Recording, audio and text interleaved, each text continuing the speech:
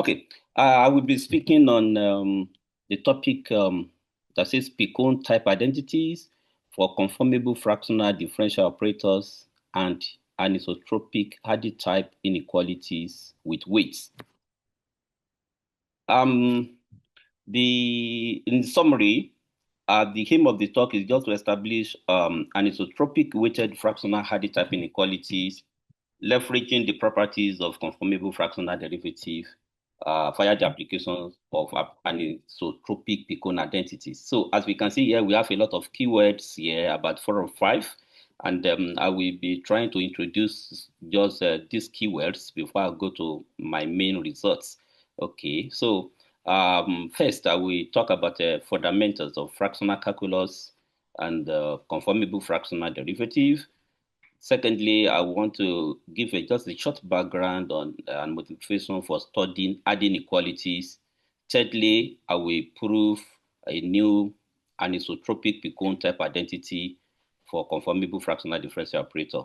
And then we give several Hardy-type inequalities. So the outline is as follows. Okay, so when you look at the fractional calculus, which is in modern aspect of calculus, you talk about fractional derivative. So let me just give us what we have is this the usual derivative as was introduced, okay, by Newton and Leibniz. So here my prime is just d dx, and you can have the higher order derivative of this, just like what you have here. But when this was introduced, a question was posed by Leopold to Leibniz and asked, you can go from first order to second order and a higher order. What if the order is fraction? For instance, if the order of derivative is just half, what will you obtain? And I think Leibniz answered there that one day is going to lead to a paradox. So, but later, we have a way to go around that. If you look at the nth order of derivative is given this way, and what I have in red here can be derived in terms of a gamma function. So, I mean, in terms of factorial, which you have as this is the nth order derivative of x to the power of m, okay, where n is a natural number. Then using gamma function, this can be written like this. So that one gives us a sense to generalize the fractional derivative, I mean, the normal derivative, higher order derivative to fractional order. So because this m factorial can be extended, okay, using gamma function when m is fraction. So, I mean, when n is fraction, so you can have this as this. And this is what brings about the definition of a Riemann-Levy fractional derivative. Okay, so this is a Riemann-Levy fractional derivative, which is defined by this integral. So Riemann-Levy integral is given in this sense, and then you can see the definition here.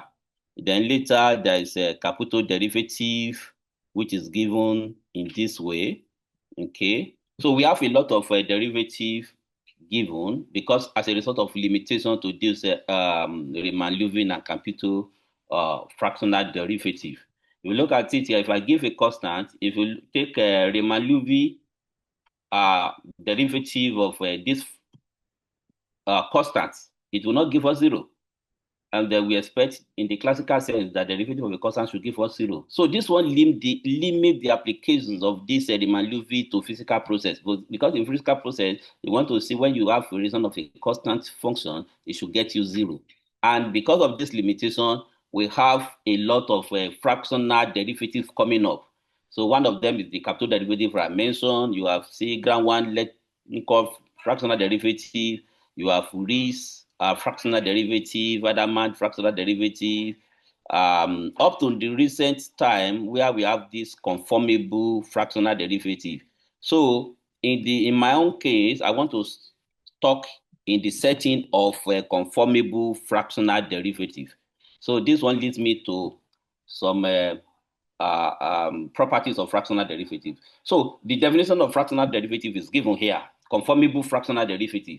If you look at this is just extension of the classical derivative in terms of the limit, taking the limit of this function. So here our alpha is taken between 0 and 1.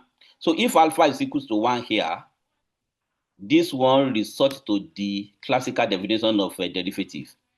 Okay, so and this one generalize the classical derivative well, and you can see it as just extension of derivative, and you are able to do, unlike the others which give the definition with respect to non-local properties, but here you can see that you can extend the local property of the classical fractional derivative by using conformable fractional derivative, which was introduced in 2014 by Khalil et al. So I have just this remark to make. If U is alpha differentiable, okay, and the derivative of alpha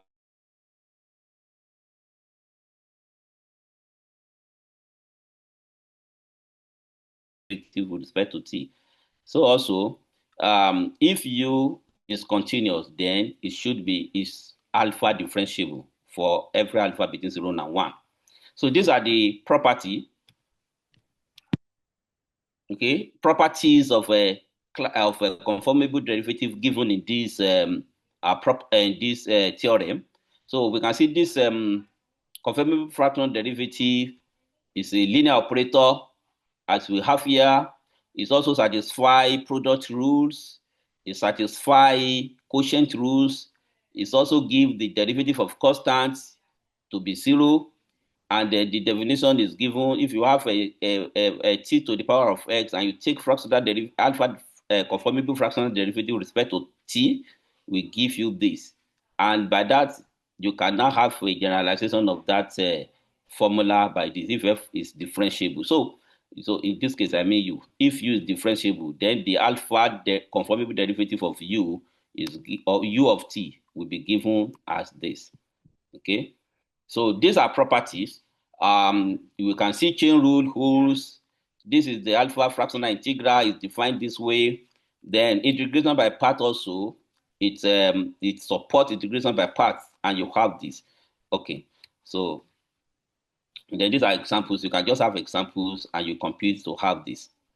Okay, now this conformable fractional derivative cannot be extended to situations where you have functions of several variables. Because what we want to do is that we want to go to multi-dimensional setting. In classical or physical processes, you always work in multi-dimensional. So our function is not just a function of single variable, you are a function of several variables. So we now see how can this definition be extended to when you have a function of several variables. So in this case, you have this definition here. You have f, okay, as a function of x1, x2, xn. Then the conformable partial derivative is defined, denoted by this, is defined as this, which is locally defined as the limit as delta go to 0 of this function. If you are differentiating with respect to xk, then it is only the xk that varies. Okay, and you have this. So that is a conformable fractional derivative. And this, you can now use that one to define the ideal of a gradient function. You can use that to get the divergence function. And because you have the gradient, you have divergence, then to build the second order two alpha order derivative, like if it is the classical case when alpha is 1, you can see you want to get a Laplacian, which is a dive grad. So that kind of thing can be done in this setting. So this is the definition of conformable gradient of a vector, okay, as a vector field. Then you have the definition of this function as a scalar field, okay. And this one leads us to fractional conformable fractional differential operator, okay. So for continuous alpha differentiable function u, the anisotropic conformable fractional differential operator is given by this. Okay, so this is the conformable partial gradient operator given here. And you can see that here. So in this case, pk is greater than 1. So 1 can be 1, 2, 3, and so on. So if you look at this operator, if you set pk to be 2, then this operator becomes conformable Laplacian. So if we set Pk to be P, then it becomes conformable pseudo P Laplacian. Then the anisotropic Laplacian plays a crucial role in several areas of mathematical theories and the application in engineering and science. So we can see a lot of applications even in reinforced materials, in fluid dynamics, and especially when you want to talk about anisotropic, when you have a fluid dynamics in anisotropic media having different conductivities in each direction. Then you can have this kind of operator in the models involving anisotropic Laplacian, which arise also in image processing and in computer vision. So, and because we have this operator, then we can define this operator this way, okay? That operator can be given when where f is alpha conformable, where f is alpha conformable differentiable, okay? And because of that, we can now consider fractional elliptic partial differential equation of this form. This one can be studied in a weak sense, okay? But because we are not going to lay much emphasis on a differential equation here, we just want to use a solution of a differential equation, so we will not bother to look at how we can convert this one to weak sense. Because we want to do this, you have to do it in a conformable functional space, like a fractional order Sobolev spaces. Okay, so now the first result that we have here is we want to see, can we have conformable Green's theorem and a conformable Green's identity? So we have this definition, okay, and by this definition, we are able to, okay, with this definition also, we say alpha is compatible, and we say omega, suppose omega is compatible. What do we mean by compatible? If you have this condition, so let me consider a bounded open region omega here with piecewise smooth and simple boundary. So if you have omega with that property, we call that omega compatible. So suppose omega is compatible and the alpha partial conformable fractional derivative D satisfy this inequality, then you have this you have this equality, equation 3. So this is a green identity here, and based on this we are able to prove the following: the green first identity, Green's second identity as follows. So these two formulas are very important in what we derive later on. So then adding inequality is just a motivation for adding equality. Adding equality, they are important inequality in analysis. You find them useful in analysis, in partial differential equation, in mathematical physics, in quantum mechanics, in signal processing, in geometry, and you have them everywhere. So adding inequality was introduced in the 1920s by Hardy. The integral version of it was given in 1925 by formula 6 here. And if you set G to be modulus of f prime, you obtain this 7, where the constant P over P minus 1 here is the best possible constant achievable here. So let's move to an isotropic Picone identity. But Picone identity was also introduced by Mauro Picone, who lived between 1885 to 1977. And it's a theory that is applicable more in homogeneous linear second order differential equation and has application in oscillatory theory and Stormian comparison theorem. So this has been generalized to partial differential equation using several applications like Hardy type, Rayleigh type inequalities, Luffy type, and Stormian type comparison principle, and first eigenvalue monotonicity, and so on and so forth. So we have some classical one, like given by Allegretto in 1986. We have a lot of people that have worked in the multidimensional. It has been extended by Allegretto and Frank to P. Laplacian, and so on and so forth. So what we want to consider now is this Picone identity in a conformable fractional setting. And that is what we have here. This is the theorem. If we define if U is non-negative and phi is positive, both of them are alpha order conformable differentiable in the compatible in the open domain omega. Okay, we pick these two functions with the define quantity L like this, then this R is equals to L. Moreover, L is equal to 0 almost everywhere in omega if and only if U is a multiple of V, a constant multiple of V. V over V is equal to C, where C is a constant. So that is the theorem. Here we're trying to prove, like the first part of this proof can, the first part of the theorem can prove directly by computing directly using the property of conformable fractional derivative. You can see of U, conformable fractional derivative of U to the power of pk gives this. For the vpk minus 1 gives this. When you compute this, you can compute this quotient and you have this. Substituting this into the expression of R, then you get R equals to L. This is R. When you get, we have been able to compute this. If you substitute the value back here, what we have is this. So this is the first part. Then the second part here is a bit more technical, where I have the proof here. So we have to break L to parts A1 and A2, and we make use of Young's inequality. We make use of Cauchy-Schwarz inequality to prove that. But because of time, we'll just skip the proof, but the proof is included here.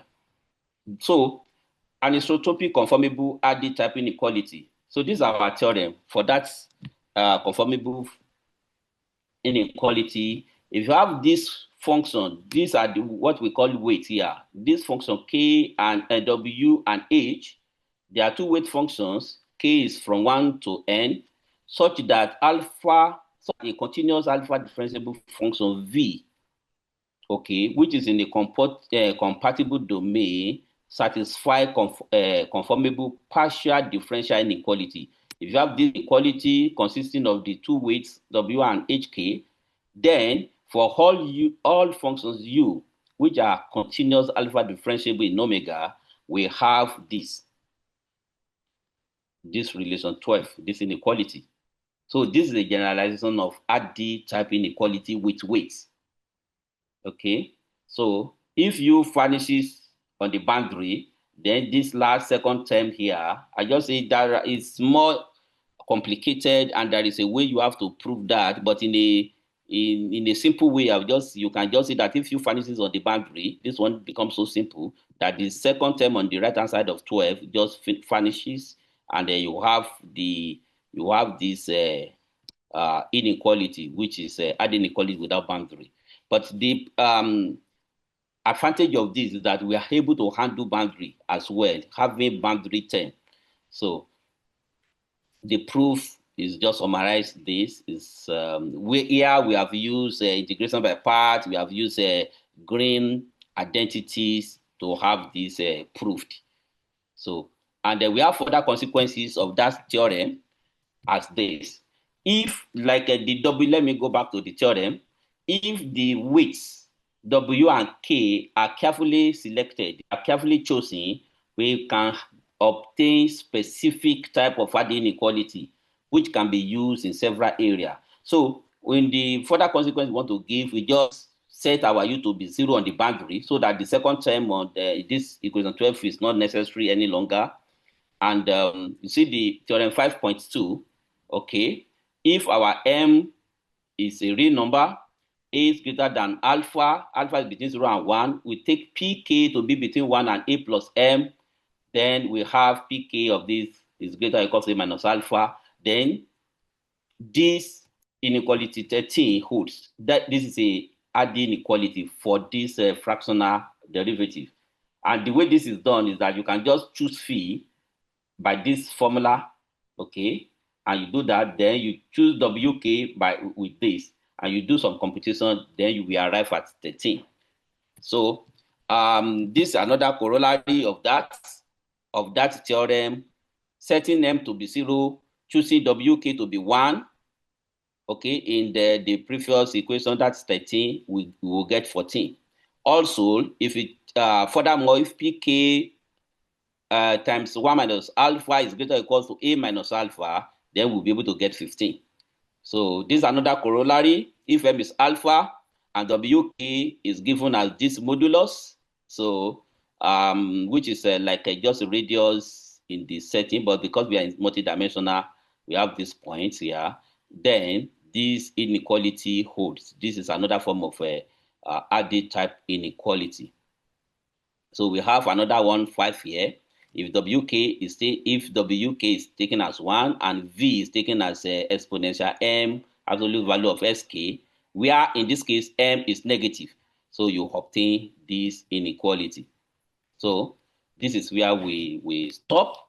So we can see what we have done so far is that by systematic development of fundamental concepts of conformable calculus, we have been able to establish conformable differential theorem and Green's identity.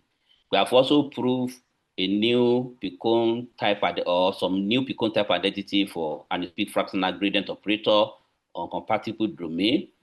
By this, we have been able to derive a generalized anisotropic adding equality with and conformable fractional differential operator.